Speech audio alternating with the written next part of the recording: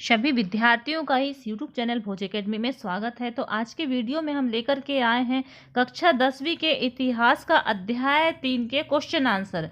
तो देखिए इसके क्वेश्चन आंसर। आलू, सोयाबीन, टमाटर, मूंगफली, शकरकंद जैसे खाद्य पदार्थ कितने साल पहले हमारे पूर्वजों के पास नहीं थे? तो यह इसका आंसर है 500 साल पहले ये हमारे पूर्वजों के पास नहीं थे। अगला है क्वेश्चन, नूडल्स किस राष्ट्र से पश्चिम में पहुंचे? तो यह जो है नूडल्स है ये चीन से पश्चिम की ओर पहुंचे थे। उसके बाद देखते हैं कि 19वीं सदी में यूरोप के लगभग कितने लोग अमेरिका और ऑस्ट्रिया में जाकर के बस गए? तो लगभग 5 करोड़ लोग यूरोप से अमेरिका और ऑस्ट्रिया में जाकर के बसे। देखिए कि फिर 1880 के दशक में रिडरपेस्ट नामक बीमारी किस देश में फैली? तो यह जो रिडरपेस्ट बीमारी है यह अफ्रीका में फैली थी। अगला प्रश्न आता है 1923 में विश्व को पूंजी देने वाला और विश्व का सबसे बड़ा कर्जदार राष्ट्र कौन सा था?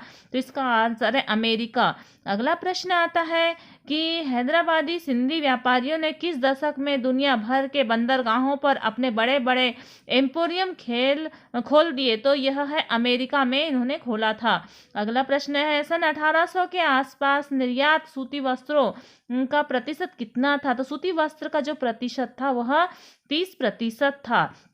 उसके बाद अगला प्रश्न है प्रथम विश्व युद्ध कब प्रारंभ हुआ था? तो प्रथम विश्व युद्ध 1914 में प्रारंभ हुआ था। अगला प्रश्न आता है आर्थिक महामंदी की शुरुआत किस वर्ष हुई? तो आर्थिक महामंदी की शुरुआत सन 1929 में हुई थी। जो आर्थिक महामंदी आई थी यह 1929 में आई थी। उसके बाद अगला प्रश्न देखते हैं 1928 से 1934 के बीच भारत में गेहूं के कीमत में कितने प्रतिशत की गिरावट आई? तो इसका आंसर है 50% की गिरावट आई। अगला प्रश्न है 1885 में यूरोप के ताकतवर देशों की बैठक कहाँ बुलाई गई? तो यह बर्लिन में बुलाई गई थी जो कि जर्मनी का एक शहर है। उसके बाद अगला प्रश्न आता है आईएमएफ और विश्व बैंक का गठन किसकी जरूरत को पूरा करने के लिए किया गया था? तो यह है औद्योगिक देशों की जरूरत को पूरा करने के लिए किया गया था। उसके बाद देखते हैं अनुबंधित श्रमिक व्यवस्था को कब समाप्त कर दिया गया?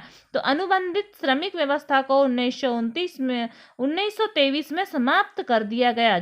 अगला प्रश्न है विश्व बैंक और आईएमएफ के ने औपचारिक रूप से काम करना कब शुरू किया? तो 1947 में इन्होंने काम करना शुरू किया।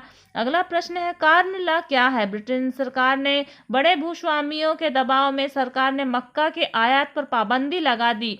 जिन कानून को सरकार ने जबरदस्ती लागू किया था उसे है कार्न लॉ कहा जाता है। और ये आपको जो दिख रही है सही जोड़ियां हैं। देखिए इसके बाद ये सही जोड़ियों को आप नोट कर लीजिए। धन्यवाद।